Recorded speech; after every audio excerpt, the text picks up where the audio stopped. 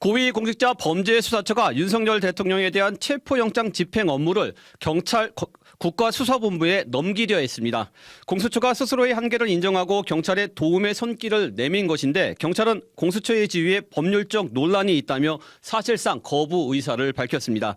결국 기존 방식대로 공수처 주도 경찰 지원 방식의 공조수사본부 체제로 진행하기로 했는데 자세한 상황은 현장에 나가 있는 이준석 기자 연결해 알아보겠습니다. 이 기자.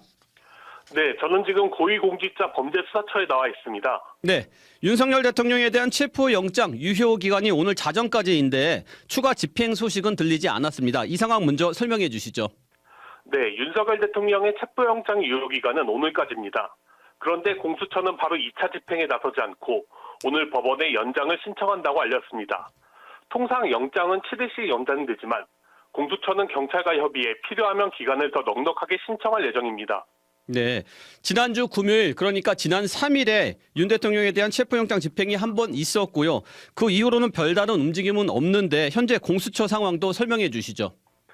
공수처는 어젯밤 9시쯤 윤석열 대통령에 대한 체포영장 집행을 경찰 국가수사본부에 일임하겠다는 공문을 보냈습니다.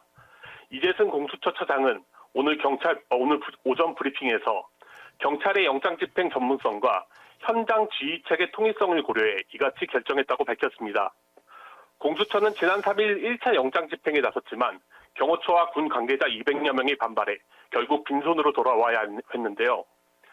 집행 실패 이유에 대해서는 검사와 수사관 인력을 다 끌어봐야 10명이고 현장에 갈 수 있는 건 30명밖에 되지 않는다고 말했습니다.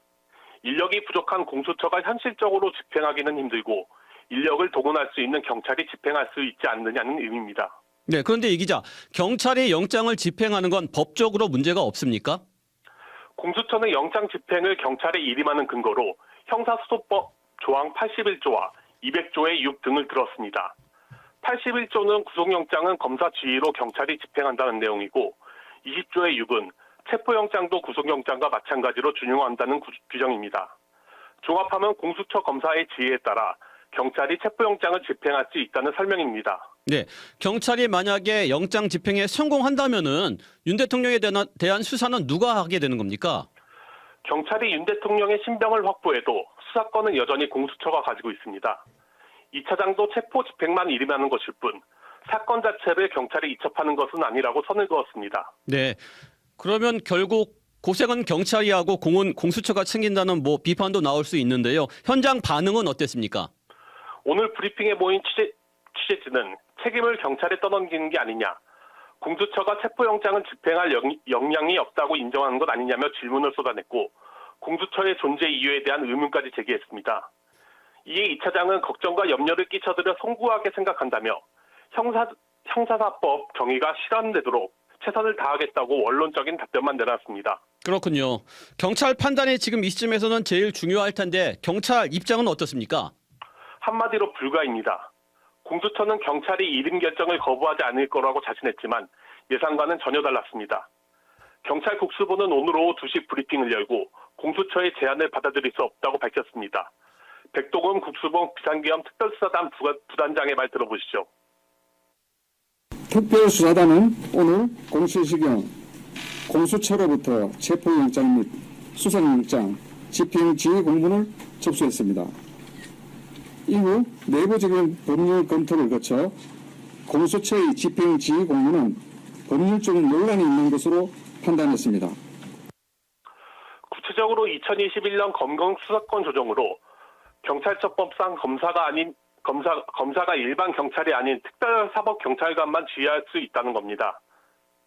아울러 검찰과 경찰의 관계가 지휘가 아닌 협력관계로 규정된 수사군 준칙까지 고려했을 때 형사소송법상 검사가 영장 집행을 지휘할 수 있는 경찰은 경찰청 소속 경찰로 한정된다는 게 국수본의 입장입니다. 네, 그렇군요. 공수처와 경찰의 입장이 이렇게 다른데 앞으로 윤 대통령 수사는 어떻게 되는 건가요? 공수처와 경찰의 그 공조가 깨진 건 아니지요? 예, 그건 아닙니다.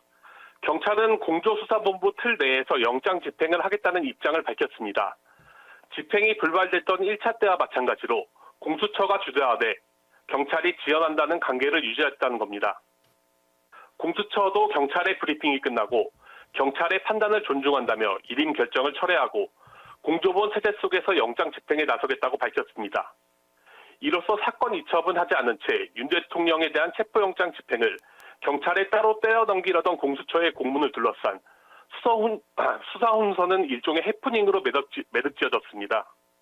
공수처는 예정대로 오늘 법원에 영장 연장을 신청하고 유효기간 내에 2차 집행에 나설 것으로 보입니다. 네, 영장 연장을 신청했네요. 윤 대통령 측은 이번 체포영장 집행에 강력히 반발하고 있잖아요. 지금 입장은 어떻습니까? 공수처가 경찰에 영장 집행을 넘기는 것은 일종의 하청으로 또 다른 불법행위라는 입장입니다.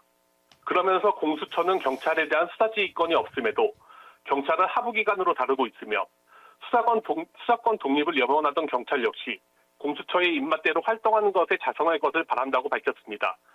불법이 불법을 낳고 있으며 사법 시스템의 근간이 완전 흔들리고 있다. 이렇게 주장했습니다. 네, 그렇군요. 여기까지 듣겠습니다. 이 기자 수고하셨습니다.